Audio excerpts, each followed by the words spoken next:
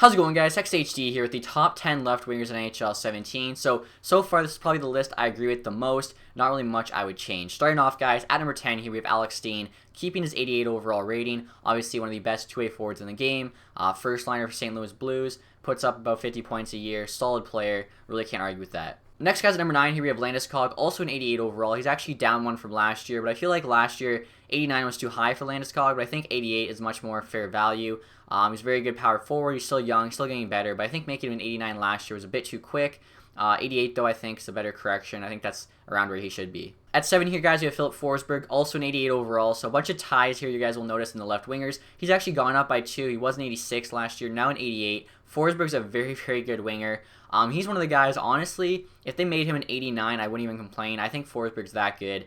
He kind of just jumped onto the NHL like a couple years ago, I think. Last year was his second season, and just dominated. And I think, he's playing really well, and I think probably next year he's going to be pushing 89 or 90. So 88, I think, is very fair for Forsberg. Next, guys, at number 7 here, we have Daniel Sedin, keeping his 88 rating. He's actually the last of the 88s on this top 10 list.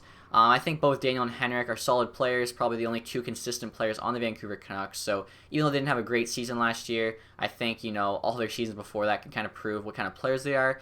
Even in saying that, though, I think next year they're probably going to start declining, and I could really see them dropping down to like an 87 next year. But for right now, I think 88 is fair for Daniel Sedin. He's won the Art Ross before. Very, very, very good player. Now, guys, at number 6 here, we have Zack Kassian, an 89 overall. He's actually gone down one from last year, which I think makes sense. Kasian's obviously a very good player, but I think last season's performance wasn't as good as the season prior. Still an 89 overall, which is still very high rated. Almost in the top 5 for left wingers, just outside of it. He's got 5-star puck skills, 5-star skating, as well as 5-star defense. And he also has an 88 defensive awareness. So he's a very good two-way player, even though they actually have him listed as a playmaker.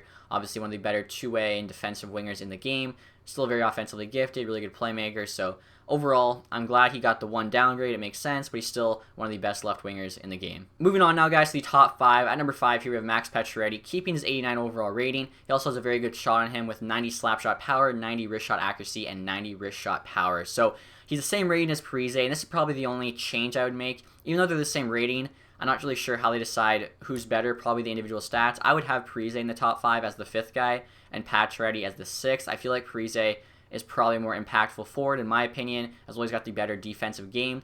And like before that, there was a 4-way tie there at 88, and I'd say that was a pretty good order. I probably would have had Forsberg ahead of Sedin, but like other than that, I think so far, like I said, this list has been pretty good. There's not that many great left wingers, I don't think, in the game. There's a lot of like good ones, but not very many great ones, so I think it's pretty easy actually to make this list. So you guys probably already know the next 4 players on the way. So next, guys, at number 4 here, we have Johnny Gaudreau. Now, a 90 overall. He's actually gone up by 2. I think that's definitely deserved. Very good forward. Really makes up for that size with his speed and skill. Speaking of which, he has 5-star puck skills as well as 94 agility. So very fast forward, very mobile. Really good shot on 2.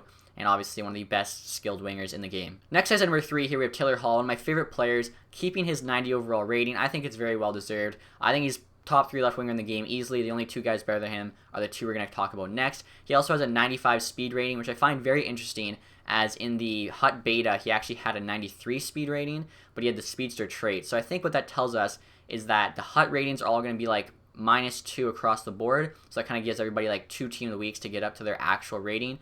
So I think that's kind of the discrepancy we'll see. So Taylor Hall's a 90 here. He'll probably be an 88 in Hut. So keep that in mind for any Hut guys watching this, wondering about the ratings. I feel like these ratings are going to be about +2 compared to the Hut card. Now, guys, number 2 here, we have Alexander Ovechkin. Now, a 94 overall. He's actually gone up 1 from last year, so pretty hard to get an upgrade when you're 93, but Ovechkin did it. He has a 94 slap shot accuracy and a 94 slap shot power, so obviously he has a cannon on him, and obviously one of the best left wingers in the game. You could argue he is the best.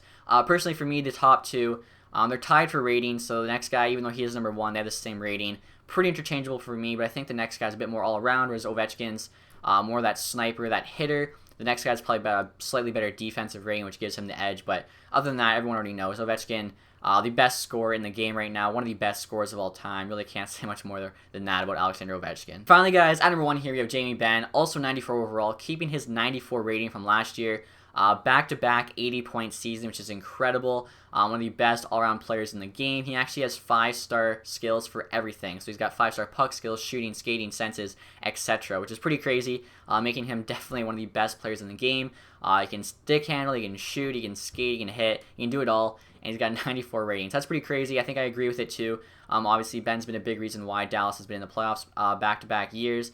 80-point seasons back-to-back too is pretty incredible, especially this day and the age of the NHL. So I'm fine with that. Jamie Benn, obviously, #1 left winger. Like I said, he's tied with Ovechkin in terms of stats. He gets a slight edge in the ranking here as he's got better all-around stats. So I think that's pretty fair, kind of similar to like the Carlson situation with the defensemen. So anyway, guys, that is it for this video. Like I said earlier, like this top 10 list, it's pretty easy to make as there's not that many great left wingers. I think overall I agree with the top 10. Like I said, there's a couple minor changes I would make. Other than that, the list is what I think it should be. The ratings, other than like one-off, basically, are what I think it should be. So this list so far I think is the most accurate in my opinion. Definitely the one I can agree with the most. So let me know what you guys think. Maybe you don't agree, maybe you do. Let me know in the comments section. Besides that, guys, thank you for watching this video. If you enjoyed it, leave the thumbs up. Have a nice day, guys. Goodbye.